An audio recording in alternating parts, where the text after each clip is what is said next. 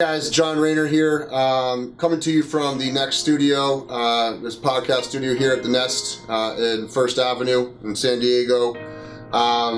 We know living in San Diego we have a homeless issue. You can't walk outside without coming across people that are in some dire circumstances. So we wanted to have a conversation today about some of the solutions that are being brought to this problem. And it's kind of one of these situations where we need some help from the public to get us a head count on what this situation really looks like, so we can get funds from the Department of Housing and Urban Development to solve some of these issues. So today I'm here with Abrea. You want to tell us a little bit about what organization you represent? Hi, my name is Abrea Ponce. I work with the Regional Task Force on the Homeless, and I'm a project coordinator. I am responsible for doing a point in time count that we do in San Diego every year, and that count leads our community to a generous amount of funding from HUD. Like I mentioned, we do our count every year, so depending on the numbers and the reports that we turn into the government is what leads us to ultimately funding programs, supportive services, housing projects, shelters, and other things in the community to help us with homelessness. So Abrea, tell us a little bit about some of the experiences you've had when you go out to connect with these individuals. I would say that for myself, it's very empowering. It's also very empowering to just give our homeless neighbors a voice.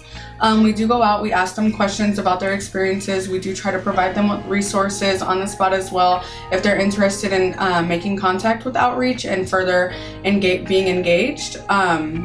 I know that it's very difficult to at times just seeing how many children there is out there, but I do get some type of satisfaction knowing that we're going out there and we're making contact. So I would say that's the biggest part for me and a lot of people who do volunteer on a yearly basis. If you're somebody who's saying, how can I help?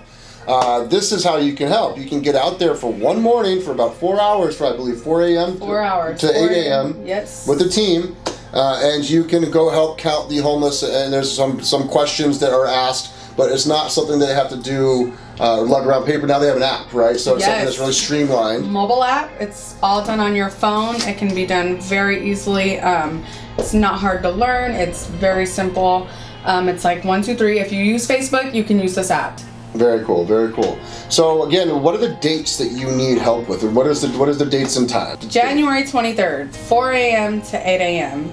So that strictly just 4 hours. 4 hours, we go out in the community. Typically we need a minimum number of 1,500 volunteers. Right now we're a little bit over 1,000, but we do need coverage across San Diego because we know San Diego is very big geographically, so we want to make sure that we're capturing as close of an accurate number as we can. What's the website people can go to find out more information, to sign up for the volunteering? How does that look? What's the website and what do they need to do from there?